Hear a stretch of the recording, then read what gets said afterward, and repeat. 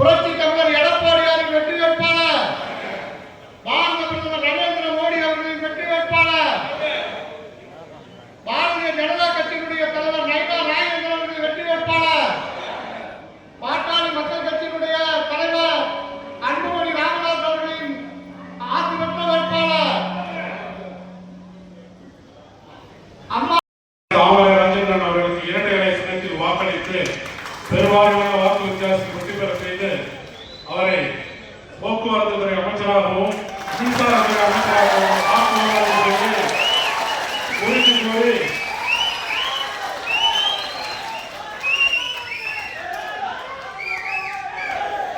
அண்ணன் அறிவிச்சோம்னே சொல்லிட்டாங்க.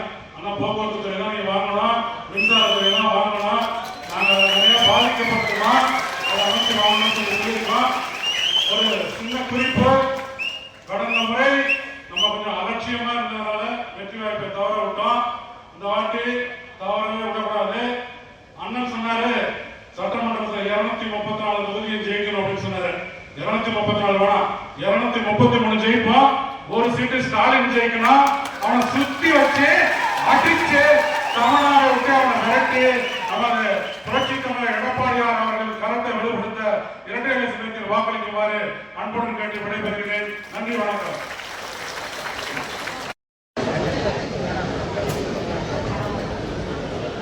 உலகத்தின் விஸ்வகுரு பாரத பிரதமர் நரேந்திர மோடி அவர்களை வணங்கி நமது எடப்பாடியார் அவர்களை முதல்வர் நாற்காலில் அமர வைப்பதற்காக அரியலூரில் இருந்து களம் காணக்கூடிய வெற்றி வேட்பாளர் அண்ணன் தாமரை ராஜேந்திரன் அவர்களுக்கு இப்பொழுதே கரகோஷத்தை பரிசாக்குமாறு கேட்டுக்கொள்கிறேன்.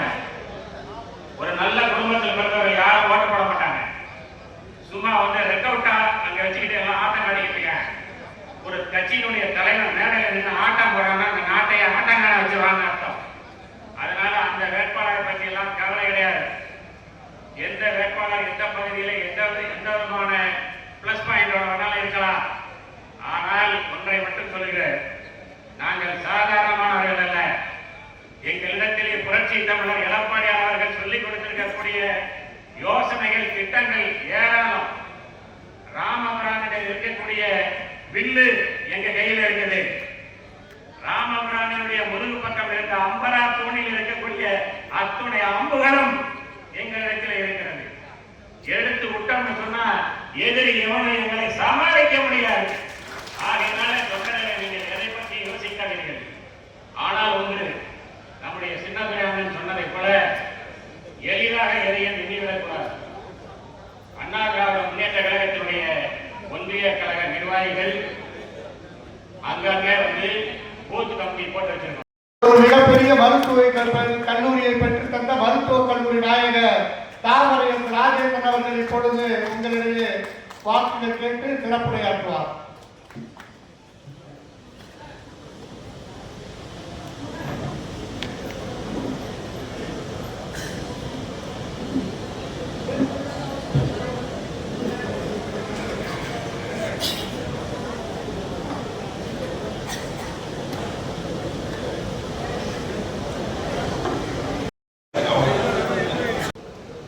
அனைத்து இந்திய அண்ணா திராவிட முன்னேற்ற கழகத்தின் தலைமையிலே அமைக்கப்பட்டிருக்கின்ற என்டிஏ கூட்டணியுடைய தலைவர்களை எல்லாம் அழைத்து நடைபெறுகின்ற இந்த பொதுக்கூட்டத்திற்கு இருவரும் தெய்வங்களாகிய பாரத ரத்னா அமரர் புரட்சி தலைவர் எம்ஜிஆர் அவர்களை வணங்கி, இதே தெய்வம் புரட்சி தலைவர் அம்மா அவர்களை வணங்கி, தமிழகத்திலே இன்றைய மூன்றாம் தலைமுறையாக கருப்பு தேசத்தினுடைய இருப்பு மனிதனாக 4.5 ஆண்டு காலம் இந்த நாட்டிலே சிறப்பான முதலமைச்சர் என்று பாராட்டி மத்திய அரசால் பாராட்டு பத்திரம் பெற்ற நமது முன்னாள் முதலமைச்சர், கழகத்தினுடைய நிரந்தர பொதுச் செயலாளர், இன்னும் ஓரிரு நாட்களிலே தமிழகத்தினுடைய முதலமைச்சராக பதவியேற்கின்ற அருமையான எடப்பாடியாருடைய பரிந்துரையில் என்னை அரியலூர் மாவட்டத்திற்கு, இந்த அரியலூர் சட்டமன்ற தொகுதிக்கு இந்த பகுதியிலே சட்டமன்ற வேட்பாளராக 3வது முறையாக எனக்கு வாய்ப்பளித்து உங்களை நம்பி என்னை உங்களிடத்திலே அனுப்பி வைத்திருக்கிறார்கள். இந்த நிகழ்விலே என்டிஏ கூட்டணியுடைய இந்த நிகழ்வில் எனக்கு முன்பாக சிறப்பாக அனைத்து இந்திய அண்ணா திராவிட முன்னேற்ற கழகத்தின் வரலாறுகளையும் அதன் சிறப்புகளை பாராட்டி பாரத பிரதமர் நரேந்திர மோடி மற்றும் நயினார் நாகேந்திரன், அது மட்டுமல்லாது நமது பாட்டாளி மக்கள் கட்சியினுடைய தலைவர் மதிப்பிற்குரிய டாக்டர் அன்புமணி ஐயா அவர்களையும், அதன் வழிந்து அடுத்தபடியாக அமமுக கட்சியினுடைய பொதுச் செயலாளர் டிடிவி தினகரன் அவர்களையும், ஜி.கே. வாசனையா அவர்களையும், பாரிவேந்தர் அவர்களையும் இவர்களுடைய ஆசி பெற்ற வேட்பாளராக, இன்னும் நிறைய கூட்டணி கட்சியினுடைய ஆசி பெற்ற வேட்பாளராக களத்திலே நான் உங்களிடத்திலே வருகை புரிந்திருக்கிறேன். கூட்டணி தர்மத்திற்காக இங்கு வருகை புரிந்திருக்கின்ற உங்களை எல்லாம் பெயரை சொன்னதாக என்னை மன்னித்தருமாய் கேட்டுக்கொண்டு, இங்கே வருகை புரிந்திருக்கின்ற ஒவ்வொரு இயக்கத்தினுடைய பல்வேறு பொறுப்பில் இருக்கின்ற பொறுப்பாளர்களே, கிளைக்கழக செயலாளர்களே, பத்திரிகை துறை நண்பர்களே, காவல்துறை நண்பர்களே, உங்கள் அனைவருக்கும் எடுத்த வணக்கத்தை தெரிவித்துக் கொண்டு, அனைத்து இந்திய அண்ணா திராவிட முன்னேற்ற கழகத்தின் தலைமையில் இருக்கின்ற இந்த என்டிஏ கூட்டணி என்பது இன்று தமிழ்நாட்டில் எனக்கு முன்பாக பேசிய தலைவர்கள் எல்லாம் இதனுடைய பெருமைகளையும் அருமைகளையும் மிக சிறப்பாக எடுத்துச் சொன்னார்கள். இந்த தொகுதி எப்படி வளம் பெற வேண்டும் என்பதற்காக நான் 2016, 2021 காலகட்டங்களிலே எப்படி பணியாற்றினேன் என்பதை எடுத்துச் சொன்னார்கள். அதே போன்று அனைத்து இந்திய அண்ணா திராவிட முன்னேற்ற கழகம் இந்த அரியலூர் மாவட்டத்திலே என்னென்ன பணிகளை செய்திருக்கிறது என்பதை நீங்கள் வரலாறு எடுத்து பார்க்க போனால், அரியலூர் மாவட்டம் என்பது சிறிய மாவட்டம்.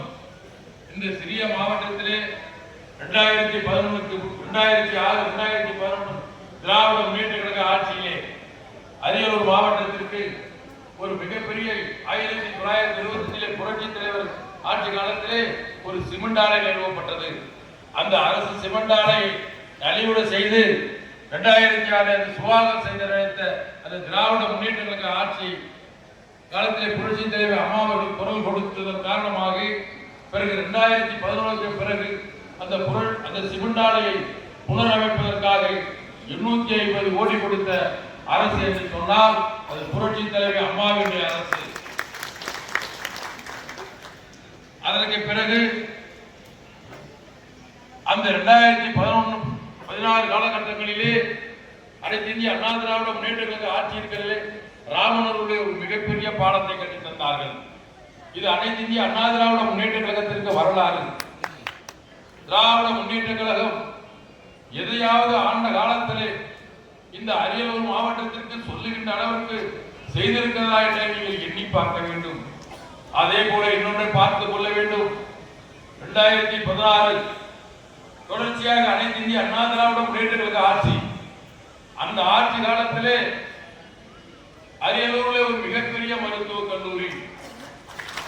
இதெல்லாம் நம் நடவா என்கின்ற அளவிற்கு நான் ஒவ்வொரு ஆண்டும் சட்டமன்றத்திலே பேசுகின்ற போதெல்லாம் என்னுடைய குறிப்புகளை நீங்கள் எடுத்து பார்த்தீர்களானால் நான் ஒவ்வொரு ஆண்டும் இறுதியாக அரியலூரிலே ஒரு மருத்துவக் கல்லூரி எங்களுக்கு வேண்டும், அரியலூரில் 7 சிமெண்ட் ஆலைகள் இருக்கிறது, நிறைய விபத்துக்கள் நடைபெறுகிறது, நாங்கள் தஞ்சைக்கோ திருச்சிக்கோ செல்லுகின்ற அந்த சூழ்நிலையில் நிறைய உயிர்களை நாங்கள் பறிகொடுத்துக் கொண்டிருக்கிறோம் என்று சட்டமன்றத்திலே கதறியதன் காரணமாக அதை நமது புரட்சி தமிழர் எடப்பாடியாருடைய காதில் செவியிலே உரைத்து நான் சட்டமன்ற உறுப்பினராக வந்ததை விட எனக்கு பெரிய மகிழ்ச்சி.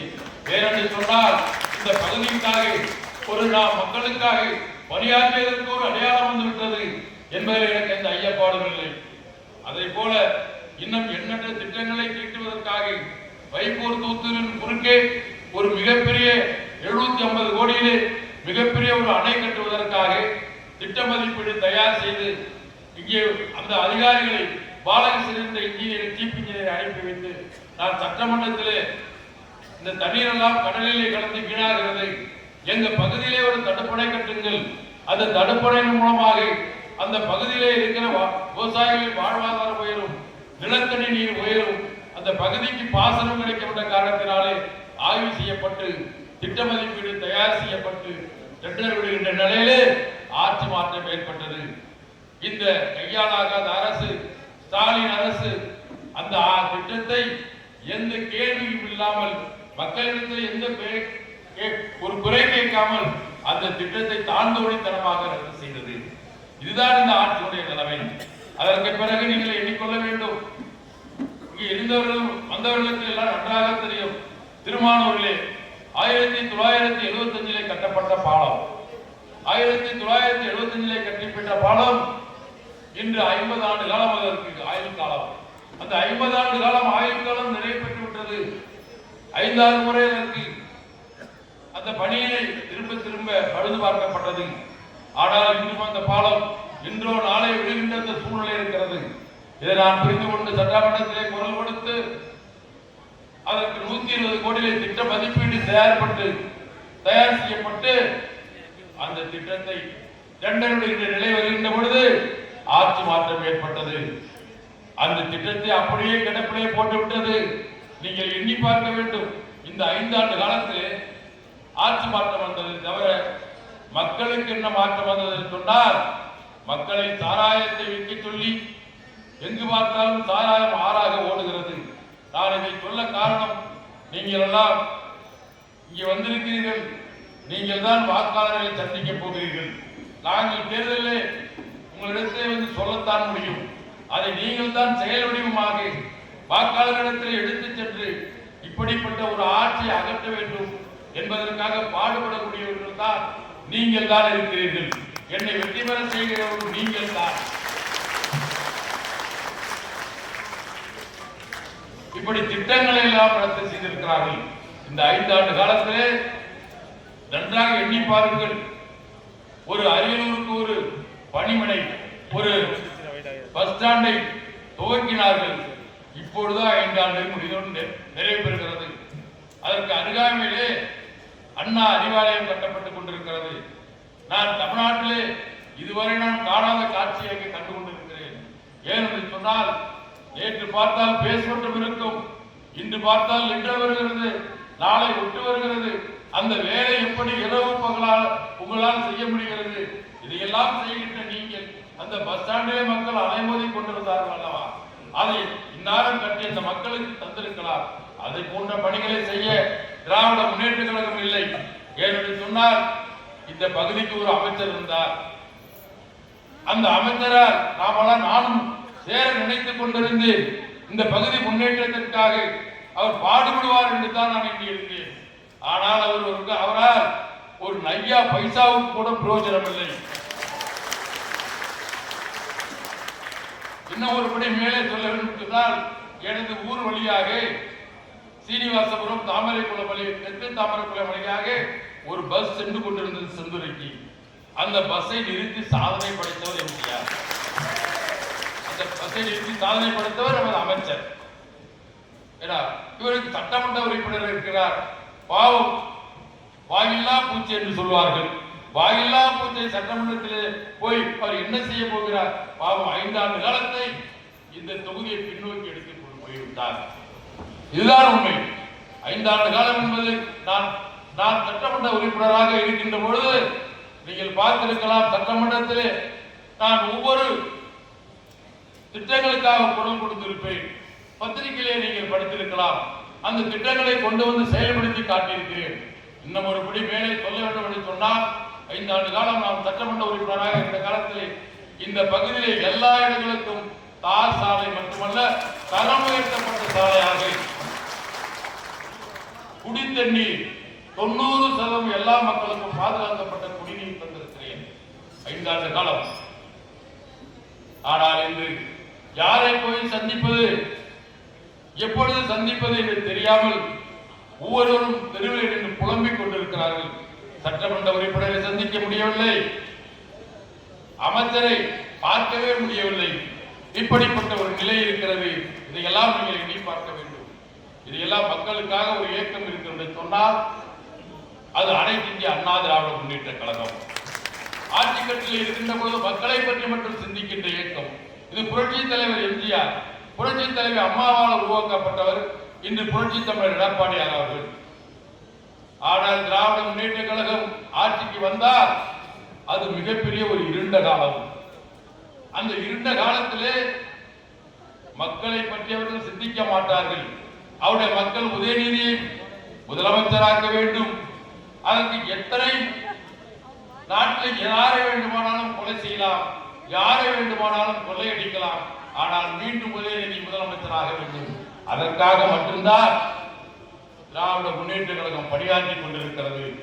இன்று மிகப்பெரிய பணத்தை தமிழகத்தில், இந்தியாவில் மிகப்பெரிய பணக்காரர் என்று சொன்னால் அது மூகாம் நமது இந்திய தமிழக முதலமைச்சருடைய குடும்பம். அந்த குடும்பம் கொள்ளையடித்த பணத்தை வைத்துக் கொண்டு வாக்காளர்களுக்கு அண்டான் குண்டான் ஏதாவது தந்து திரும்ப ஏழை மக்களை ஏமாற்றி வாக்குகளை பெறலாம் என்று எண்ணிக்கொண்டிருக்கிறார்கள். நிச்சயமாக அது ஒரு காலம் நடைபெறாது. நீங்கள் எல்லாம் சற்று சுதாரிப்பாக இருக்க வேண்டும். ஏனென்று சொன்னால், மருத்துவக் கல்லூரி என்பது அனைத்து இந்திய அண்ணா திராவிட முன்னேற்ற கழகத்திலே சட்டமன்றத்தில் அறிவிக்கப்பட்டு புரட்சி தமிழர் எடப்பாடியார் அவர்களால் அடிக்கல் நாட்டப்பட்டு துவக்கப்பட்ட அந்த மருத்துவக் கல்லூரியவே நாங்கள் கொண்டு வந்தோம் என்று சொன்னவர்கள் தான் திராவிட முன்னேற்ற கழகத்தை சார்ந்தவர்கள்.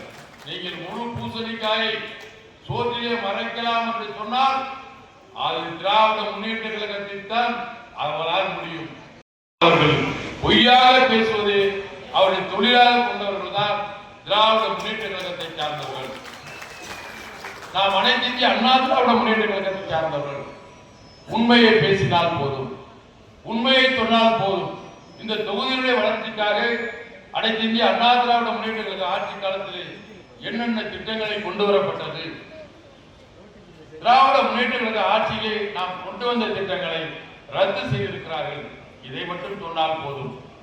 நாம் தொகுதியிலே சட்டமன்ற உறுப்பினரை சந்திக்க முடியவில்லை. மிகப்பெரிய அமைச்சர், மின்சாரத்துறை அமைச்சர், போக்குவரத்து துறை அமைச்சர், பல இலாக்காவை கொண்ட அமைச்சரை வைத்துக் கொண்டு அவரால் இந்த தொகுதியிலே என்ன பணி நடைபெற்றிருக்கிறது என்பதை நீங்கள் எண்ணி பார்க்க வேண்டும். இதையெல்லாம் மக்களிடத்தில் எடுத்து சொல்லி தமிழ்நாட்டிலே இந்த என்டிஏ கூட்டணி மிகப்பெரிய வெற்றி பெறும். 1700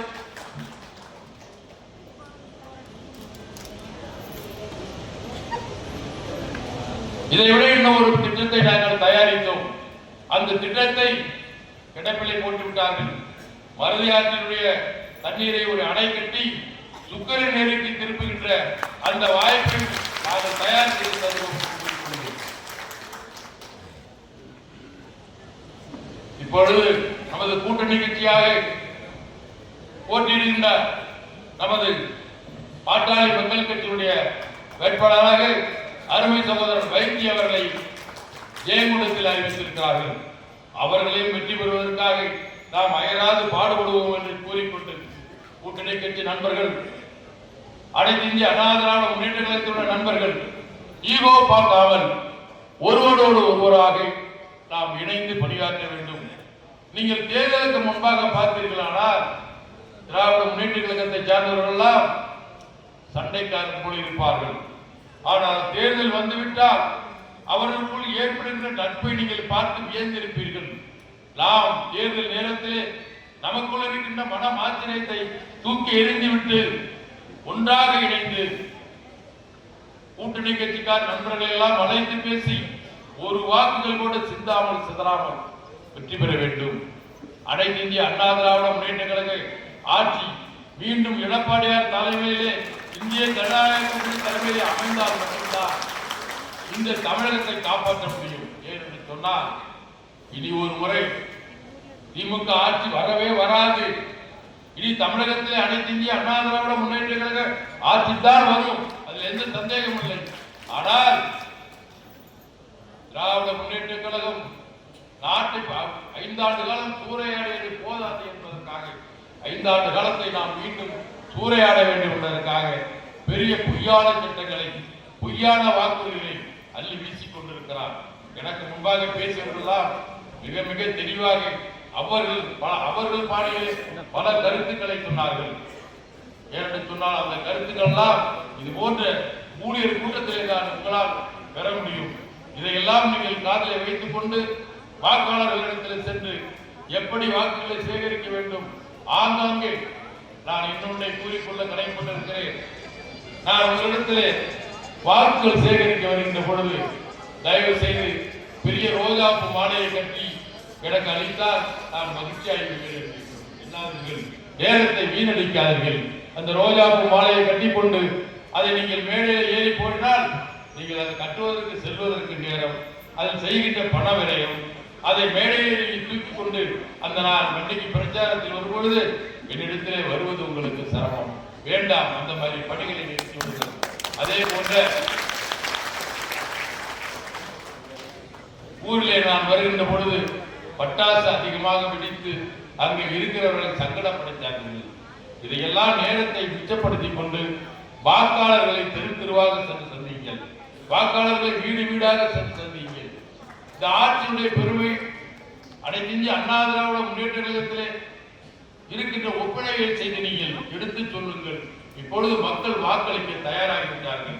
நான் தேர்தல் பிரச்சாரம் வரும்பொழுது பார்ப்பேன், பெரிய மாலையாக கட்டி தூக்கி வருவார்கள். தயவு செய்து செய்யாதீர்கள், உங்களுடைய நேரம் வீணாகிவிடும். அந்த மாலையை கட்டுவதற்காக நீங்கள் 2-3 பேர் அரியலூர் வர வேண்டும், பக்கத்தில் இருக்கின்ற பெரிய கிராமங்களுக்கு தஞ்சைக்கு செல்ல வேண்டும். அதை வாங்கி வரும் நேரத்தை எல்லாம் நீங்கள் மக்களிடத்திலே வாக்குகள் சேகரிக்க செலவழிங்கள். இதையெல்லாம் செலவழித்து நீங்கள் நான் வாக்காளர் உங்களை சந்திக்கின்ற வருகின்ற பொழுது எளிய முறையில் எனக்கு வரவேற்பு தந்து நல்ல சிறப்பாக இந்த முறை அரியலூர் மாவட்டத்திலே அதிக வாக்குகள் பெற்று, அரியலூர் மாவட்டம் மட்டுமல்ல தமிழகத்திலே அதிக வாக்குகள் பெற்று அரியலூர் மாவட்டம் 2 தொகுதிகளுடைய பெருமையை நீங்கள் பெற்று சென்றிருக்கிறீர்கள். போன நாடாளுமன்ற தேர்தலிலே ஒன்றை சொல்ல கடமைப்பட்டிருக்கிறேன். தமிழகத்திலே 12 தொகுதிகளிலே அதிக வாக்குகள் பெற்றது. அதில் அரியலூர் ஜெயங்கொண்டமாக 2 தொகுதியிலும் அதிக வாக்குகளை நாம் பெற்றிருக்கிறோம். இது மிகப்பெரிய தலைமையால் பாராட்ட பெற்றிருக்கிறோம். இது இதற்கெல்லாம் காரணம் நீங்கள் அமர்ந்திருக்கிற கீழே இருக்கிறவர்கள் தான். ஆகையால் இந்த முறை தமிழ்நாட்டிலே 5 தொகுதியே ஒரு தொகுதியாக அதிக வாக்குகள் பெற்ற தொகுதி அரியலூர் மாவட்டத்தில் 2 தொகுதி என்ற பெருமை பெற்றுத்தர வேண்டுமாக கேட்டுக்கொண்டு நான் உங்களை எல்லாம் நேரிலே சந்திக்க இயலாவிட்டாலும் இது போன்ற கூட்டங்களில் சந்தித்தாலும் என்னை உங்களுக்கு நன்றாக தெரியும். நான் உங்களை நன்றாக எனக்கு தெரியும், என்னையும் நன்றாக தெரியும். நான் சட்டமன்ற உறுப்பினராக இருந்த காலத்திலே எந்த இயக்கம் சார்ந்தவர்களும் எளிமையாக என்னை வந்து அழகலாம். சாதாரண காலையில 6 மணிக்கு நீங்கள் வந்தால் நான் 7 மணிக்கு ரெடியாகி உங்களை எல்லாம் அழைத்து பேசி உங்களுக்கு என்ன செய்ய வேண்டும் என்னால் முடிந்த உதவி செய்து தந்திருக்கிறேன். நன்றாக உங்களுக்கு தெரியும். நான் இரவு 12 மணிக்கு என்னை வந்து சந்தித்தவர்கள் இருக்கிறார்கள். நான் சென்னையிலே இருந்து ராமேஸ்வரம் வந்து கொண்டு நான் வீட்டுக்கு வருகின்ற பொழுது 11:30 மணி ஆகிவிடும். வந்து உணவு இருந்ததாக என்று நினைப்பேன். அப்பொழுது வெளியிலே 5 பேர் 10 பேர் இருந்து கொண்டிருப்பார்கள்.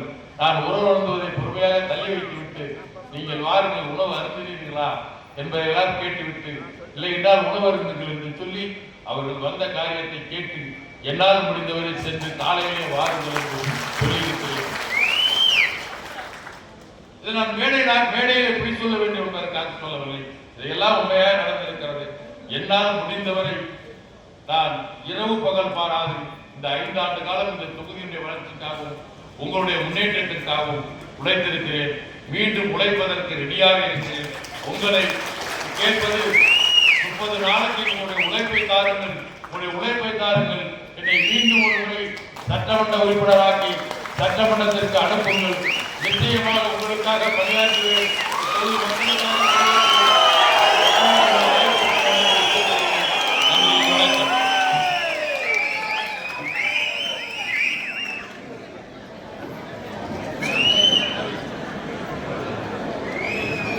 ஒரே நிமிஷம். அரியலூர்